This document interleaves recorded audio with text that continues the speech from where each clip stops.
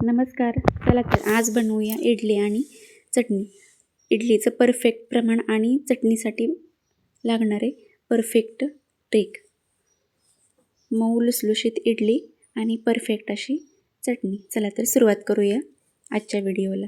इथे 2 वाट्या तांदूळ, मी रेशनिंगचे तांदूळ भिजत ठेवले होते रात्रभर. आणि इथे 2 वाट्या डाळ ठेवली. 2 वाट्या तांदळाला एक वाटी डाळ पुरेशी असते, पण इथं मला दुसरं पण काहीतरी करायचं होतं म्हणून मी 2 वाट्या उडदाची डाळ भिजत घातली होती. आणि हे बघा, असं पीठ एवढं बाहेर आले फुगून की आपल्या पातेल्यात पण मावत नाही आहे. चांगलं आंबलं ते.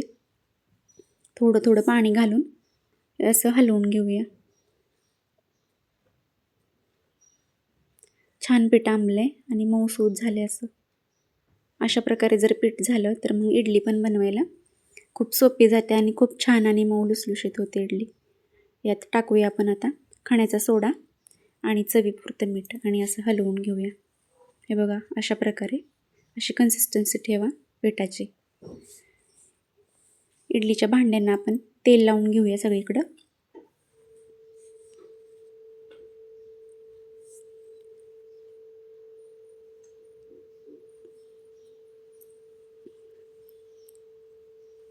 इडलीचं भांडं ठेवलं आपण, पाणी तापवायला ठेवलं आहे त्यात.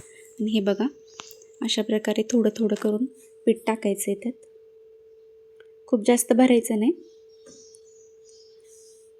अगदी काटोकाट, खूप सांडेल असं नाही भरायचं. आणि भरून घेऊया आपण अशा प्रकारे सगळी भांडी आणि ठेवून देऊया इडली पात्रामध्ये.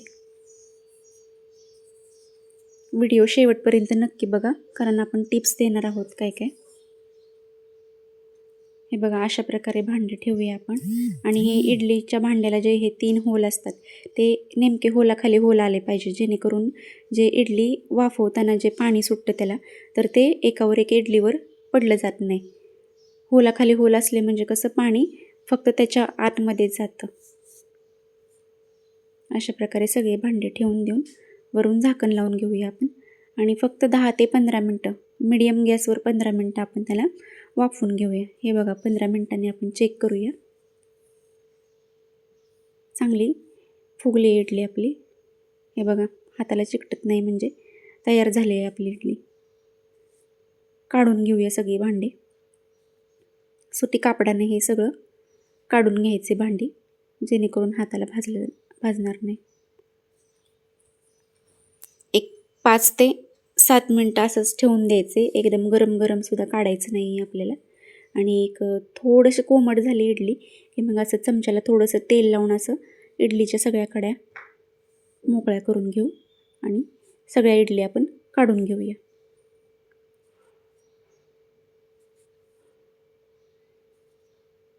घाई करायची नाही काढताना, थोडंसं कोमट होऊन द्यायचं. एकदम गरम गरम काढायला गेलं तर मग तुटली जाईल आपली इडली.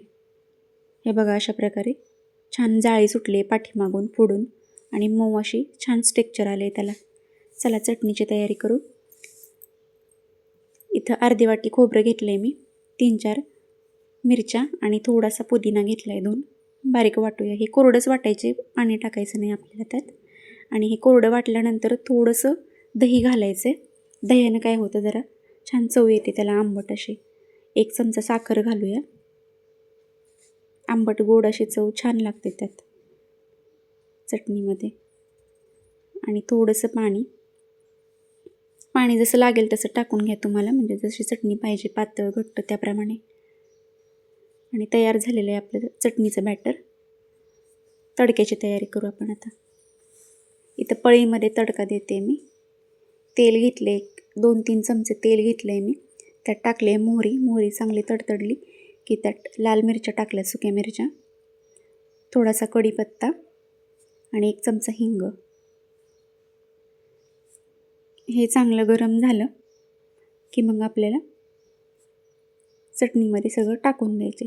चांगलं कडक चटणी बनवताना आपण दह्याचा वापर केला आहे, त्यामुळे इडलीला एक आणि चांगली चव येते. आणि दुसरी ट्रिक अशी आहे की आपण जे वाटण करतो ते वाटण घेऊया. हे सगळं पहिल्यांदा कोरडं करून घ्यायचे आणि नंतर मग त्यात पाणी ओतायचे. हे बघा, तयार झालेली आहे आपली इडली आणि चटणी. छान मऊ लुसलुशीत आणि खूप जाडीदार अशी तयार झाली. हे बघा, दाखवल्याप्रमाणे आतूनसुद्धा छान जाळी सुटली आहे त्याला.